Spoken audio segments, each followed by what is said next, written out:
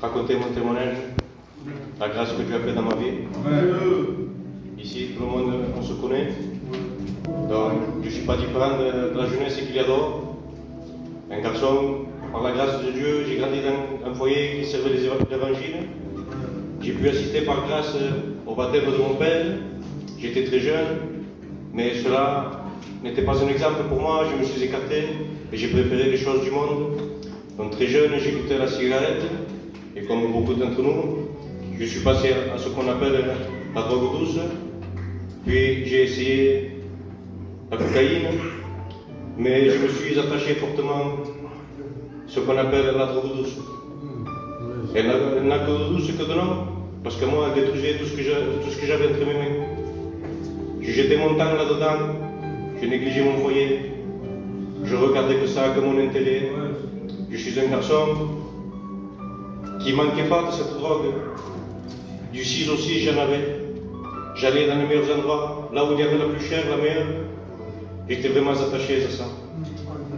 Et cela a comblé mon cœur pendant un temps. Mais après, la réalité de la vie a pris le dessus. C'était au mois de décembre, quelques jours, venait de passer Noël. Tout allait bien, j'avais les cadeaux pour les enfants. J'avais la santé, mais il y avait une tristesse dans mon cœur. Une tristesse qui ne partait pas. Et je suis un garçon qui donne tout ce qu'il a avec un cœur.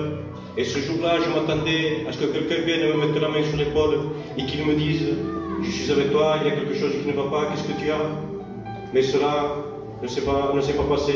Je m'attendais à l'homme, mais c'est la main de Dieu qui s'est posée sur moi.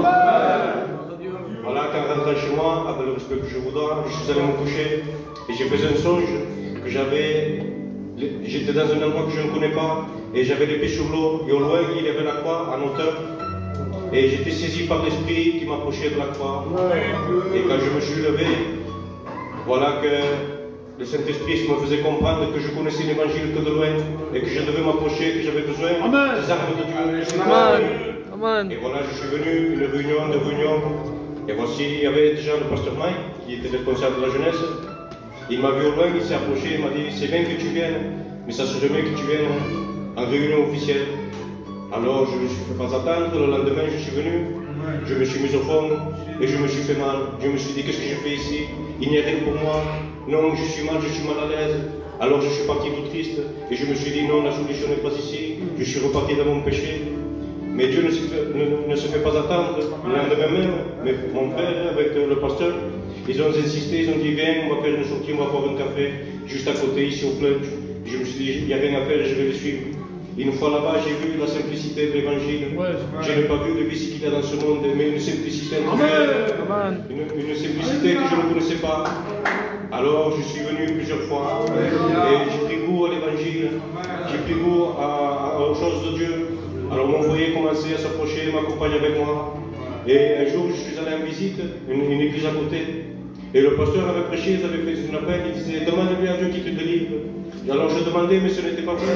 Je ne demandais pas parce qu'au fond de mon cœur, je disais « Non, je ne veux pas m'en enlever ». Je le disais parce qu'il me disait de le dire. Mais le responsable est passé après ce pasteur. Et il a dit « Ne demande pas ça, mais demande la vérité, dis-lui à Dieu que tu aimes cette drogue, que tu aimes ton péché, que tu ne peux pas t'en passer, que tu veux le suivre, mais que ce péché te suit. » Alors c'est ce que j'ai fait, je suis rentré chez moi, j'ai fait cette prière et j'ai dit la vérité à Dieu, ce que j'étais, ce que je voulais. Et j'ai compris que Dieu me mettait à cœur de jeter cette drogue douce.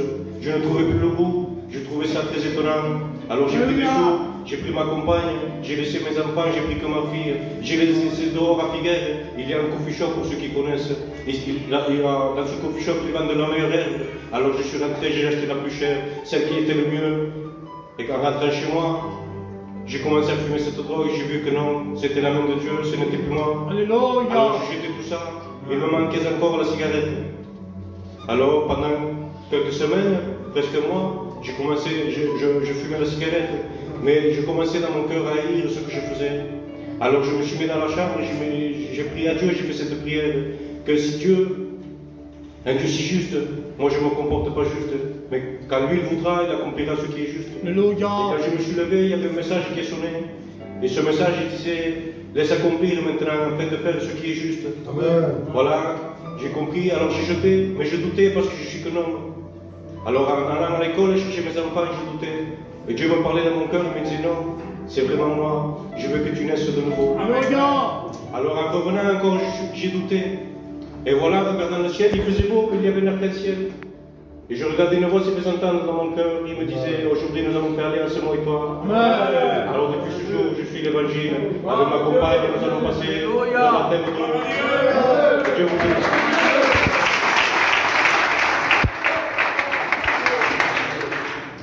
Gloire à Dieu.